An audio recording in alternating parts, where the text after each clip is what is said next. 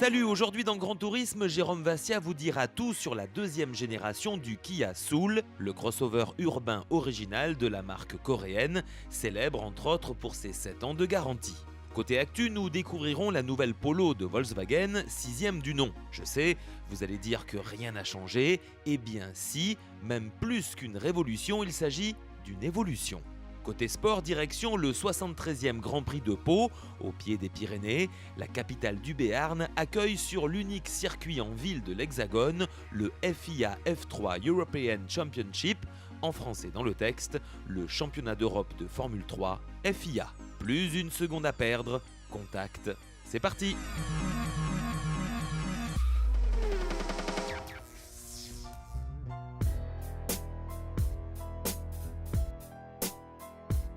La Kia Soul était l'une des vedettes du Mondial 2008 à Paris lors de son lancement. À l'automne 2011, elle s'accorde un restylage. Aujourd'hui, elle nous arrive avec une nouvelle plateforme. Conçue par le centre design de Kia, dirigé par Peter Schreier, Soul reprend un bon nombre d'éléments stylistiques du concept Kia Trackster, présenté au Salon de Chicago en 2012. Il faut un talent fou pour dessiner un véhicule qui ne garde aucun panneau de carrosserie de l'ancienne génération. Cela tout en gardant son caractère aussi original qu'exclusif.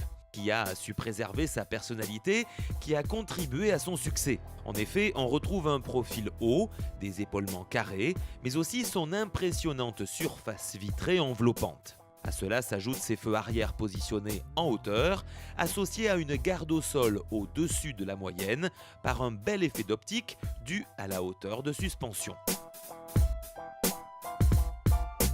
Eh bien, cette Kia Soul est totalement atypique, elle ressemble à un grand jouet en fait. Elle est très haute, ce rouge lui va à merveille, elle met de bonne humeur. Comme diraient nos amis belges, c'est très gai. Elle est à la mode aussi avec le toit noir, comme ça se fait en ce moment. Et puis surtout, la grosse originalité, la particularité, c'est l'aspect vertical du haillon. Et ça, c'est atypique, mais moi j'aime bien. Plus généreux, avec discrétion, le nouveau Soul gagne 2 cm en longueur, 1,5 cm en largeur, soit 4,14 m de long et 1,80 m de large, sachant que la hauteur reste identique avec 1,61 m. Ces 20 mm bénéficient à l'empattement qui atteint ainsi 2,57 m. Côté coffre, sa capacité évolue de 4%, soit 354 litres.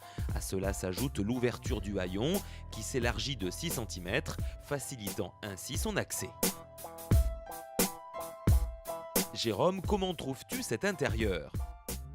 Alors l'intérieur, moi je suis séduit aussi, il y a des formes originales comme les haut-parleurs ronds ici, on retrouve des haut-parleurs sur la partie centrale aussi. Les matériaux semblent de bonne qualité, le grand écran central, des commandes sur le volant, beaucoup de rangements pour les clés, les télécommandes, les téléphones. Moi je suis agréablement surpris, la position de conduite est excellente, même si de visu comme ça, je pense que les sièges sont un petit peu trop plats et ne doivent pas très bien maintenir. Le Soul de cet essai dispose de la finition L, auquel s'ajoute en option le pack Explorer. Celui-ci propose le système de navigation 8 pouces à la cartographie Europe. Avec en exclusivité, comme seul le fait le constructeur coréen, 7 ans de mise à jour incluse. Ce pack comprend aussi l'éclairage dynamique des haut-parleurs avant, façon psychédélique, avec système hi-fi Infinity à 8 haut-parleurs à l'excellente sonorité.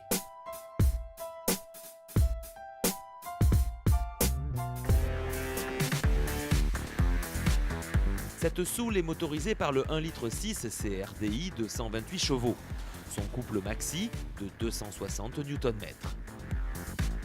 Alors à l'utilisation, cette Kia Soul se révèle. Je pense qu'elle va vraiment concurrencer les autres modèles de son segment. Elle est spacieuse au niveau de l'habitacle. Il y a beaucoup de place par exemple au niveau de la garde au toit. Ensuite, les places arrière sont vraiment très spacieuses, beaucoup d'espace pour les jambes. Un bémol, le coffre est rikiki comparé au volume du véhicule. À l'utilisation, elle reste malgré tout très agréable au niveau de la direction, des commodos. Donc c'est un bon point. Pour la partie moteur boîte de vitesse, alors sur notre modèle 6 vitesses manuel, bien étagé, c'est souple, pas trop fatigant, ça c'est très agréable. Par contre, je suis un peu étonné avec la puissance du moteur, honnêtement, je ne sais pas s'ils ont mis tous les chevaux ce matin sur notre modèle d'essai. Moi je trouve que c'est un peu long à la relance, pour des dépassements, pour des passages en côte. Je trouve que ça manque un peu de puissance. Et du coup, c'est un petit peu bruyant puisqu'on est souvent haut dans les tours. La partie châssis, c'est bien conçu. L'amortissement est bien fait, c'est-à-dire que ça reste confortable. Ça prend un peu de roulis malgré tout dans les virages, mais ça reste une familiale, très confortable à conduire. Le rayon de braquage est quand même pas très important pour les manœuvres, les demi-tours en ville, c'est un peu juste. On est souvent obligé d'utiliser la marche arrière pour manœuvrer. Par contre, point fort pour le freinage, un super freinage très efficace, vous allez pouvoir remarquer ça à la caméra. Ah ouais, là il s'est fait surprendre notre ami caméraman. En cas d'urgence, vous pouvez compter sur le freinage ABS de la Kia Soul. Le nouveau crossover urbain Kia Soul, par son look et ses technologies de pointe, offre un agrément de conduite par son positionnement haut, il défie la ville. Mais plus que tout, il vous donne 7 ans de garantie comme toute Kia commercialisée en France. Et là, aucun constructeur ne peut rivaliser. Kia Soul à partir de 17 450 €.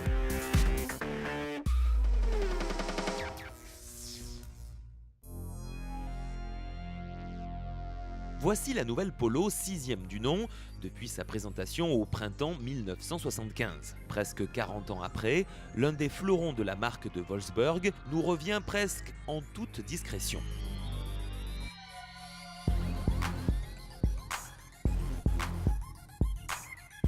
Car il faut un œil attentif de connaisseur pour découvrir les modifications apportées, du moins à l'extérieur. Cela débute par le bouclier redessiné, pourvu d'un jonc chromé qui traverse de part en part la partie basse de la face avant.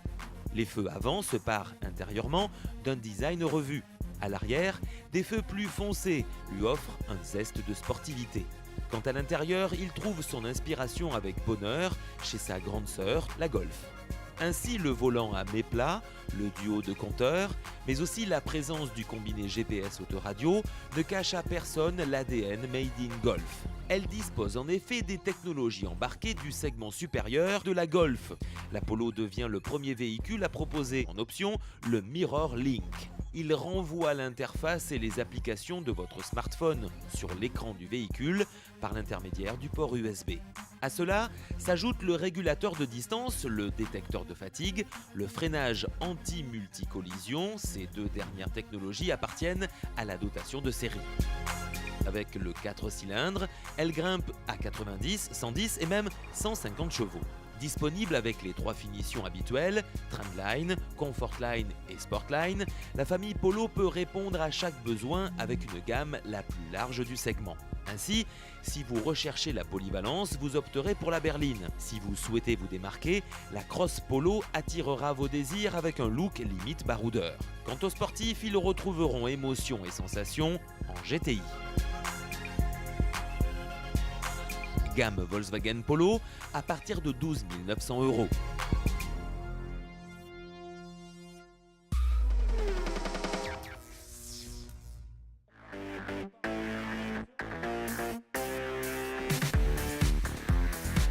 Immense succès populaire dans les rues de Pau avec le retour de la Formule 3. En effet, plus de 31 000 spectateurs passionnés par le tracé en ville qui réserve toujours bien des surprises. Le samedi, sous le soleil de Pau et face à des tribunes déjà largement garnies, les pilotes du championnat d'Europe de Formule 3 FIA avaient à cœur de briller face à Jean Todt, président de la FIA, et de l'ancien pilote de Formule 1, Gerhard Berger, président de la commission FIA des circuits. Le pilote français natif d'Évreux, Esteban Ocon, au volant de la Dallara de l'écurie Prema Power Team, auteur de la pole position, prenait le meilleur départ. Il virait en tête à la gare devant Luca Hauer, Max Verstappen, Jack Dennis et Jordan King. Le premier tour était marqué par un spectaculaire accrochage entre Alexander Toril sur 3 Bond with T-Sport et Mitch Gilbert sur Fortec Motorsport. pilote s'en sortait indemne, mais la voiture de sécurité entrait en piste.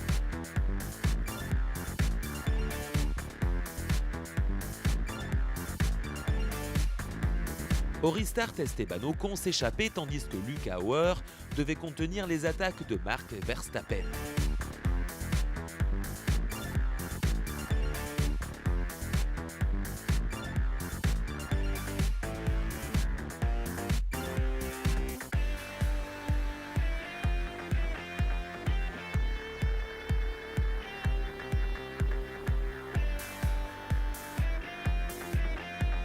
La voiture de sécurité entrait une seconde fois en piste, interrompant les pilotes dans leur explication suite à la sortie de piste de Michel Beretta sur Euro International.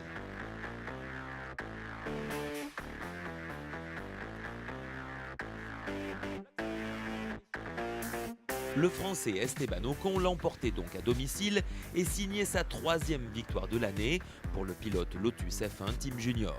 Quant à Luca Hauer et Max Verstappen, ils complètent le podium.